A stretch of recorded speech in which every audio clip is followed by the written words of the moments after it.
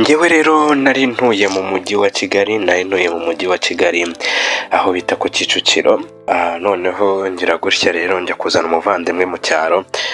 Yari umuvandimwe twakuranye ariko dufitanye icyo dupana muri famiye ariko bitari ibya hafi. Nawe yari umwana w'umukobwa nk'uko nanjye nari umukobwa. Rero nagiye kumuzana mu cyaro ndangate Kigali, waza tukagerageza ugataha ngaca hariya, nanjye buriya mba ndi guhigahiga ariko nubwo bitaracamo neza mba ndi guhigahiga. Rero icyaje kuba naramuzanye amugejeje Kigali, ntangira kumubwira noneho ubu ngubu hari ahantu nakuboneye ikiraka, ahantu mu kabari ugomba kujya ujya gukora nimugoroba, uzajya ukora amashifuti ya nijoro, hanyuma noneho urebe ko bajya guhereza nayo yo kurya, tunafatanya gukodesha inzu n'iki byose namwe murabyumva bimwe by'abakobwa. Ngewe icyo gihe nakoraga muri salon de coiffure ariko nzi gusuka, ndi umuntu wize ibintu byo gusuka, ariko noneho nkaba nari edike kurusha uwo mwana w'umukobwa wundi. Twarabanye rero inshuti n'abavandimwe, dusangira kabisa n'agahiye. Ibyo yakoraga ibyo ngibyo, nanjye ngakora ibyo ngibyo, ariko noneho tugahurira mu rugo. Mbese nyine yari wa muvandimwe w'indani mu buzima. Rero umunsi umwe tugira gutya, twari twagize udufaranga, ndavuga ati reka dusohoke natwe nk'abandi bana b'abakobwa, twicara ahantu tunywe agafanta, akabyera kamwe nimba n'akanyama tukarye, natwe twinjoyinge ku buzima ho gakeya. Twaragiye rero tujya ahantu bita Remera, turenjoyinga, tunywa akabyeri, nawe yabaye akabyeri, twigurira na brushette nyine nk'abakobwa b'inkumi basohotse, nta musitipu urimo. Rero twaje gusohokera mu kabari kamwe ntaravuga izina kuko dukunda kunyweramo abazungu cyane hariya i Remera. Turinjira, twinjiyemo dusanga koko baba barimo benshi bazi Remera, aho hantu barahazi, baba barimo benshi bya hatari. Natwe turicara, twadusigajemo makeya, ni yandi nyine yandi uvuga ati reka mbe ndi kunywa irya nyuma ariko nzunguruka no mu tubari, hamwe ndajya manywera rimwe ahandi banywera irindi, nzunguruka pe. Ntabwo twari tuzi ikintu cyitwa kuvumba, twumvaga twasohokanye yacu nashira turagera gute turataha cyane ko twumvaga ko turanimanukira n'amaguru, urumva kuva mu Gisimenti mano kujya ujya Kicukiro n'iminota mikeya. Ubwo ngubwo rero twarinjiye twaka akabyeri n'ubundi nk'ibisanzwe, abantu twifatira akaguni kacu hariya, twirira umuziki. Haza muzungu w'umugabo ariko yari kumwe n'undi musore, baraza tuvugisha, ariko ninjye wari uzi Icyongereza, ubu umuvandimwe wundi nta Cyongereza yari azi. Tuvugisha ndabasubiza, turaza tumeze mute, tumeze neza, turashima Imana rwose. Ariko nkabona uwo muzungu wundi arimo aritegereza uriya mukobwa w'inshuti yanjye, ariko wa wundi w'umusore yageze ahantu adusigara, agenda adusigarana wa muzungu aravuga ati se ko muri kunywa mutarya, mbagurira icyo kurya bimeze bite? Turavuga ati hari uwanga ijana mu rindi se, nta kibazo rwose tuguriye. Arambaza ati uyu nguyu atavuga se, ndamubwira ati ntabwo azi Icyongereza ariko icyo ushaka kumbwira icyo ushaka kumubwira wambwira, akamubwira nta kibazo, ari umuvandimwe wanjye. Nawe yambwiye ko yamukunze, uburyo yitereye, uburyo amezemo, iki byose byandi nyine byo gutereta biri aho ngaho, ariko kubera ko batakominikanaga akaba ari njye ugira gute, akaba ari njye ubivuga. Noneho umukobwa nawe agasubiza ati nta kibazo, n'ubwa mbere nyine ahuye n'umuzungu tukaganira, cyangwa se tukaba twajyana kominikasiyo, cyangwa akavuga ngo arankunze, ni ukuri ni iby'agaciro, ni byiza nyine. Ubwo twaraganiye pe turatindana kuko twavuye nko mu rukerera, n'ubundi yatuguriye icyo kurya, tuguriye icyo kunywa, arangije aduhereza contact, yari afite contact yo mu Rwanda, nimero yo mu Rwanda arayiduhereza, avuga ati nzajya mbavugisha. Arangije anategera taxi voiture, buri muntu wese amuhereza 20, ndabyibuka by'amanyarwanda 20. Dufatiraho turataha, twataje twishimye tuvuga ati wow, for the first time dutembe duhuye n'umuzungu, anadutamo aratugurira ibintu very fantastic, ahubwo no kujya dusohoka buri munsi. Urumva nyine hahandi umuntu avuga ati ninjya nembera nzajya muhura n'abantu bagenda bagira gute banifashiriza. Rero iyo nimero twarayihamagaye ntiyacamo, turagerageza ntiyacamo, nyine haciyeho iminsi twarayihamagaye ntiyacamo, turagerageza ntiyacamo. Ndavuga ati uyu nguyu yaradutuburiye buriya nta kundi. Twarongeye nyine dusubira mu kazi kacu, byanze byo gusohoka nyine byari blague, ntabwo ari kuvuga ngo twari guhora dusohoka oya, ahubwo twisubiriye mu kazi kacu, turakomeza turihegera bisanzwe. Hanyuma noneho rimwe n'ubundi sinzi ukuntu twari twaguriye udufaranga, turagenda noneho tubanziriza muri ka kabari k'abazungu, tubona harabishye, turimo katwigira ahandi. naho turahanywera, tumaze kuhanywera ariko sinzi ukuntu nigiye inama ndavuga ati ko man wakwiyongoza nkahamagara wa muzungu nkumva none kwicamo kuko yaraciyemo nk'amezi nk'atatu, muhamagaye numva ya nimero iciyemo mu sister ngamwe twe ya nimero iciyemo nahe ngamuvugisha wumve, nyimuvugisha mba ndamwibwiye avuga ati okay wa wundi twahuye hana yego ati wow ti sorry ti nagerageje nimero yanyu ariko ntiyacamo sinzi ko bimeze ibo ngo sinzi ko nigerageje numviciyemo n'ubundi nayendiremera muri bya bice ndavuga ati reka mbagerageza numve kicamo, ambwa ati oh sorry cyagiye nase ngira urugendo rw'akazi njya muri Amerika ariko no naragarutse n'ubundi ndi hano i Kigali aho nsanzwe nkorera, ati n'ubundi mukanya nahindi guteganya kuza muri ibyo bice gutembera kuko nanjye mfite akazi ndimo gukora, twaza kuvuga tugahuza ariko se wa mwana umukobwa muri kumwe se turi kumwe n'ubundi tuba turi kumwe, urumva we yahitaga tikinga kuri uyu mukobwa w'inshuti yanjye nyine tu nkabona ngewe ntago nyine abirimo neza, nge nawe ndaho nk'umuntu w'umutranslator nyine uri aho ngaho usobanurira umuntu nta kindi kirenze. Ewana twaragiye rero turicara nyine turamurindira, arangije nko mu masaa 5 n'igice yaraje araza ewana aradusuhuza, ageze kuri wa mukobwa aramuhobera how are you how do tuntu twinshi nyine ariko ikamubwira ukabona yibereye mu gicuku ntago ari kumva ibintu ari kumubwira nyine ukabona umuzungu biramubangamiye akahita ambwira ati mubwire ibyo ndi kuvuga. Ubwo mbaho ngaho nyine baraganira, ubwo ndi hagati nyine nabaga ndi hagati n'injye uri kugira gute uri gutranslating iki ibintu byande byo muzungu umukobwa. Ntibyatinze rero mu masanga pe twarariye n'ubundi nk'ibisanzwe, pese yaraguraga pe umuntu uri kubabonaga katanakuze cyane nko mu myaka nka 37 n'umunani akaba kamure za 40, ubona ko nyine n'umugabo utari umusore ariko nanone utashaje.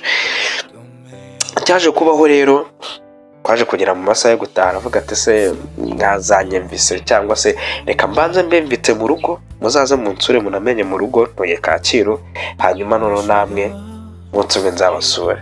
Wow navuze ko ari byiza cyane, ndavuga ati ibintu ni fresh, ariko mu kubivuga wow umugenzi wanjye ntabwo yabyumvishe. Ndavuga ati okay tuzagusura nta kibazo, tuzayipanga turebe umunsi tuza tugusura.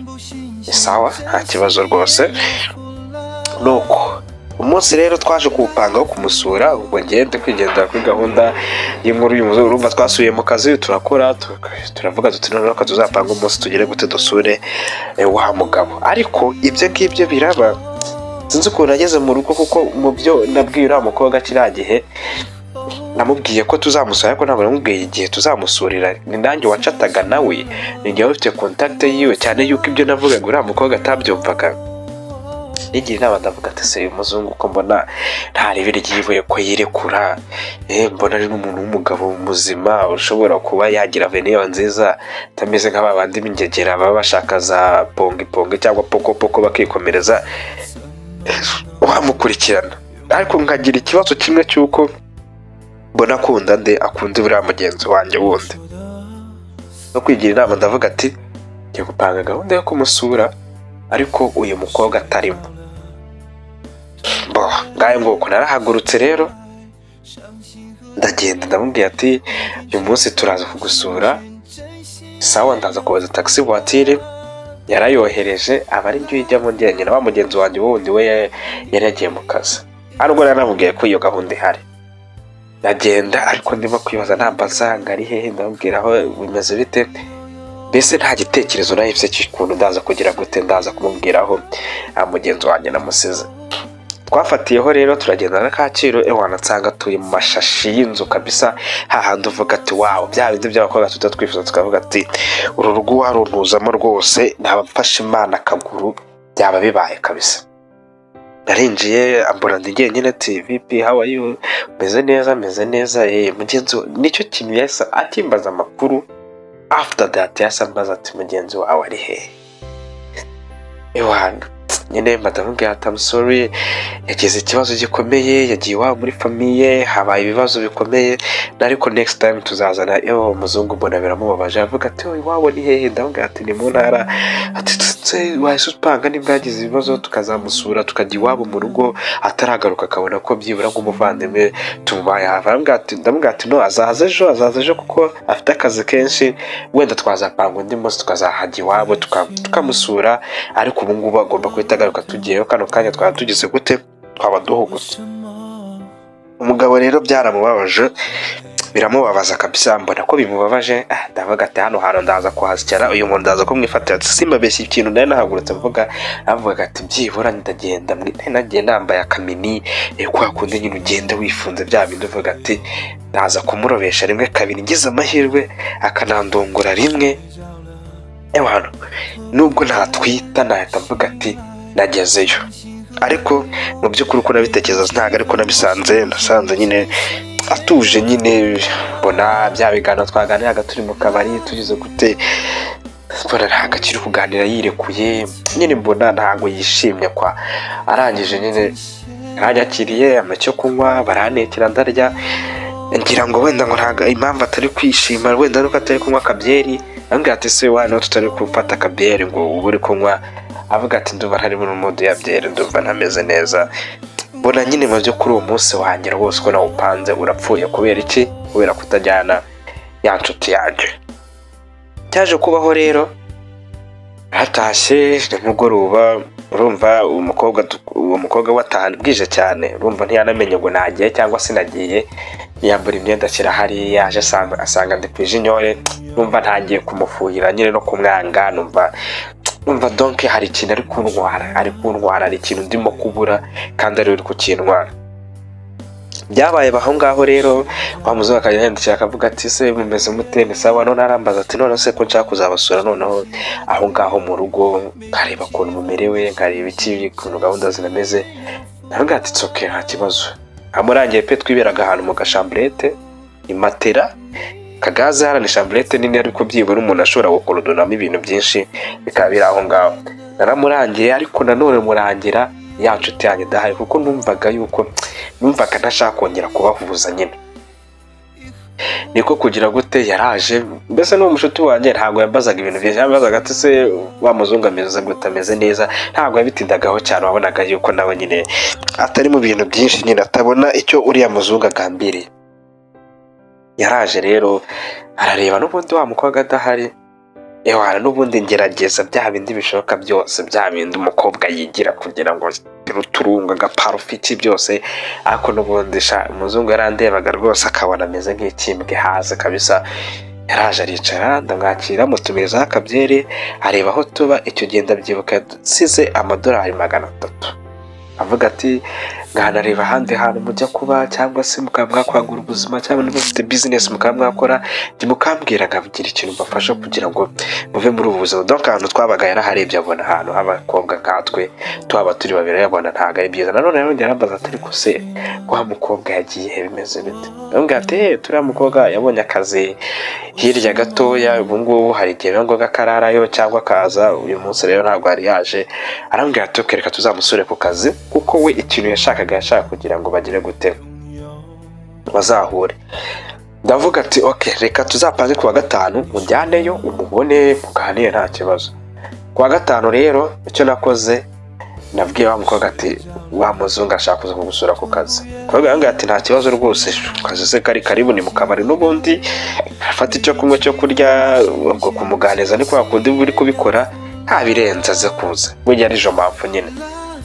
Rero naramutwaye mujyanayo, muzungu areba akazi akora, avuga ati no ibi ngibi se ahagari byagakwiye kuba akora. Urabona n'umukobwa mwiza mu kabari, oya nyine ubona ko umuzungu bimubangamiye. Aravuga ati se twaba turi kuganira nyine kwa kundi umukobwa bari gusariva hirya. Arambwira ati se nta kuntu wanshakira ishuri bigisha icyongereza, sibyo?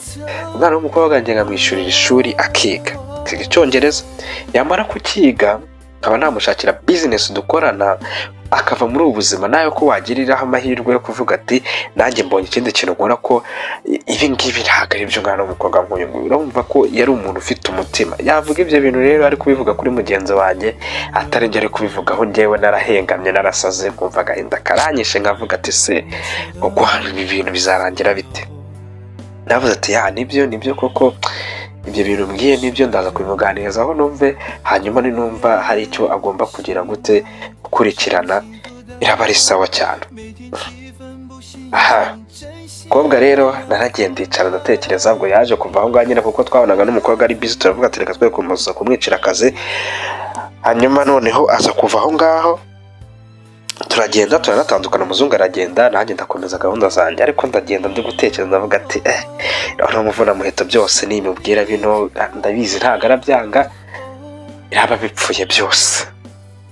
Icyo nakoze ni kimwe, nahimbye ikinyoma giteye gitya, nagiye mbwira umwana w'umukobwa nawe ati ukuntu wa muzungu yavuze, yabonye ahantu ukora arababara agahinda karamwica, yavuze ngo uri indaya, umuntu ukora hariya aba ari indaya, ukuntu uba wiyambitse ngo uri indaya, ugenda ukaraga amabuno. Donc ngerageza kumwumvisha uburyo ki wa muzungu yamuciye amazi kubera akazi akora.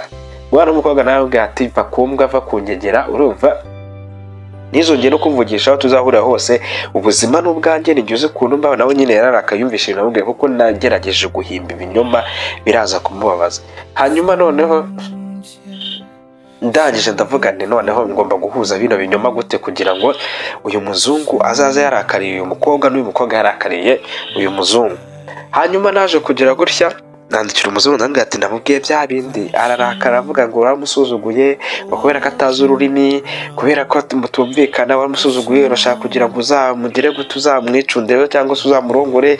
Ibyo ngo ni amayeri y'abagabo yo kugira ngo bifatire abakobwa. Donc ngerageza kumwumvisha yuko umuzungu w'ikintu yatekereje ko ari cyiza agiye gukorera umuntu, noneho we yagifashe nk'iki, yagifashe nk'ikintu kibi. Narazamutse rero umunsi umwe ndabahuza, ndavuga ati muze, ariko ndabajyana bose. Nihagera umukobwa yarereye Karungu akajya namutunga intoki nyine ati iki kintu wongeye kumuzana cyo gutera ibiki n'ibiki. Umuzungu amusobanurira ibyo umukobwa ari kuvuga. Umuzungu nawe ati gicucu mbese iki byose umuntu udashobora gutekereza, you are Africa, ubwonko bwawe bumeze nk'ugukora nta kigenda. Donc hahandi noneho njyewe nkajyamo hagati mbivangavanga, nyine ndi wa muntu wamushyushya rugamba kabisa. Ndangije uko amagambo nayavugaga, umukobwa yararakaye arahaguruka aragenda arikubita, ndamukurikira mu kumukurikira n'umuzungu aradukurikira, aza nawe ari gutongana inyuma. Ndamubwira ati calm down. Noneho umukobwa kuko we yari umunyarwanda azi niyo ajyana, avuga ati muzungu wanjye reka mukarume, noneho hano narongeze gute ndamufite. Naramukarumye kabisa, ndamubwira ati it's okay, ubukobwa bwinjije nka buriya niko buba bumeze, ubukobwa butari edike, ubukobwa aba yitekereza ibyo mu cyaro, byaba bivuga kumugurira ingurube cyangwa kumugurira intama cyangwa kumugurira ihene akajya kuragira, ibyo yari kubyumva. Ariko iyo umubwiye ibintu by'ubusirimu byo gutera imbere, byo kuva hamwe ukagera ahandi, rwose ntagashobora kubyumva. Rero ihangane, nta kundi uribona imbwa ihangane. Ubwo ngubwo yari afite kabu arayitega, arambwira ati muherekeze mugeze mu rugo, arumva atameze neza, ndamuherekeza. Ngeze mu rugo ndamufasha mutegurira utuntu turi aho ngaho, ndambwira ati it's okay, humura nimbura umwana w'umukobwa ari banamukunze, humura uzabona ibiti, abanyarwanda barahari, abanyarwanda b'abakobwa beza barahari, nanjye ndahari nzakwitaho rwose ntugire ikibazo. Arambwira ati kuva kano kanya uriya mwana w'umukobwa nimushaka kugira ngo tube tukiri kumwe dutuje turi inshuti, utandukane nawe ujye gukundisha iwawe, nanjye ntabwo nshaka kuzongera guhura n'uriya muntu. Ngaye nguko nuko nabigenje da, ya madolari 300 nkuko yari yarayamaye, ntabwo nari nageze mbwira mugenzi wanjye ko yayamaye. Narimutse nimuka naramubwiye, ndagenda ndatuza kabisa, ahantu ndatuza ndicecekera.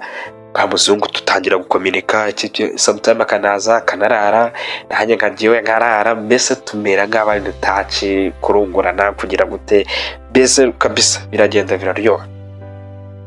Rero nyamukobwa ngo haciye igihe ntazi ngo abayeho gute, kuko nari naramukoye byo atazi ngo byagenze bite, ntazi ngo abayeho gute. Ariko nawe yaragiye yubaka mu buryo bwe cyangwa ubundi, arangije araniga. sinzi ukuntu yigiye inama yo kwiga icyongereza nimba yavuze ati ntukwe n'umushenzi nari no kumva ibyo ari kuntuka ewana ariga afata ubumenyi ngiro muri aho ngaho cya cyongereza kiri aho ngaho kitari smart ariko nanone kitari kibi ari cya kindi kidatuma ubura icyo kurya.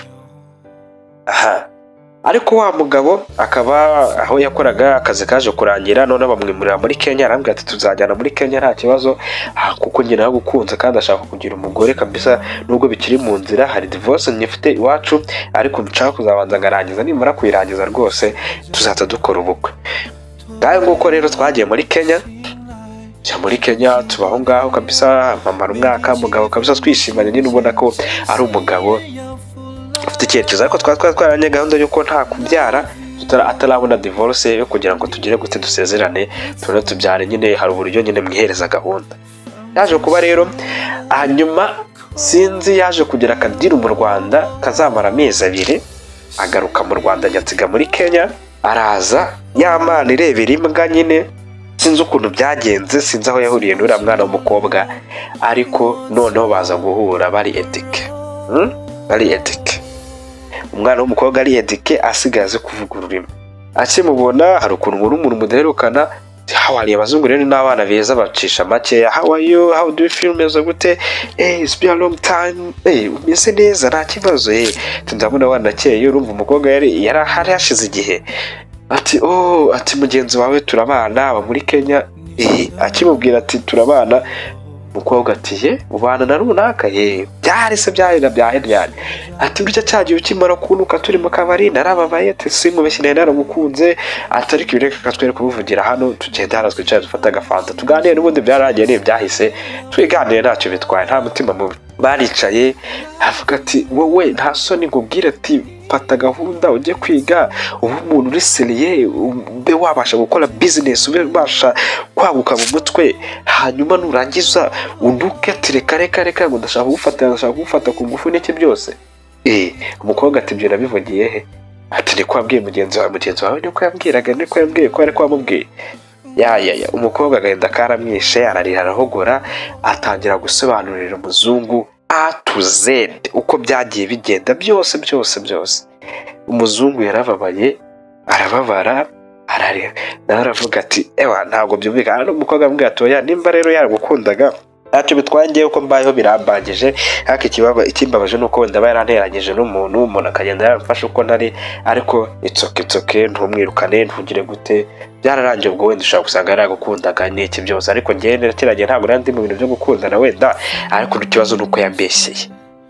Umuzungu yararakaye, yagarutse muri Kenya yariye karungu.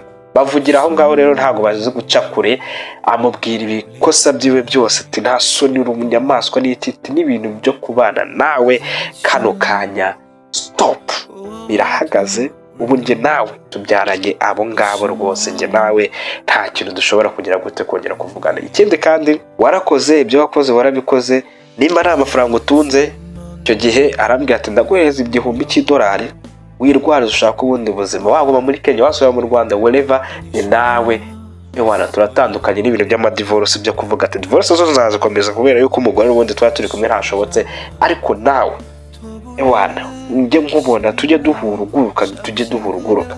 Ikiza rero umuzungu wa mugari, hari ukuntu umuntu amenya ubwenge, abakobwa buriya natwe turi iki. Nari naragerageje kujya nsavinga amafaranga yose mukuye, ngerageje kumukuraho, narageza kujya nya savinga. Byo nakoze nabonye kugaruka mu Rwanda no gutegeye, kandi Kenya nayo imaze kwamenya, kandi hari n'ubuzima yishingiye alimentation, ndavuga ati n'ugutangira ubuzima bushyashya, nabonye igishoro cy'ubuzima, it's okay. Umuzungu rero yagarutse mu Rwanda, gusa sinzi andi makuru y'inyuma y'aho ngaho, ntabwo nyazi rwose, ariko mu by'ukuri nari naragerageje gupanga ikinyoma, nubwo nagipanze kikaba kintunze kano kanya, kikaba cyaragiye icyo kimarira, ariko hari umuntu natse umugisha wiwe, sinzi nimba bakundana cyangwa barahuye, simbizi, nifuza no kumenya amakuru yaho, ariko muri ubwo buzima bwose nanyuzemo bw'umuvandimwe ntabwo ajya mvugisha, nanjye sinjya muvugisha. Ubu ntegereje kuzagaruka mu Rwanda nkazareba ko tuzakubitana, ariko n'ubundi niduhura no kuvuga ati ni Maisha. N'ubu ngubu njye mba numva nta kintu nicuza rwose. Hari uburyo ki umuntu ashakamo ubuzima, sometime akabugerageza bikamuhira. Iyo rero ubona umuntu bari guhereza ubuzima ukabona kunyana yimbwa, ariko cyangwa se ukabona uramukuraho ukaziyo, uramuturitsa da, rero mwa bantu mwe njyewe ntacyo nicuza. Ese mwebwe wa mugani murebye muri kadire ya nyayo murumva narakoze kosa? Love you, need it all.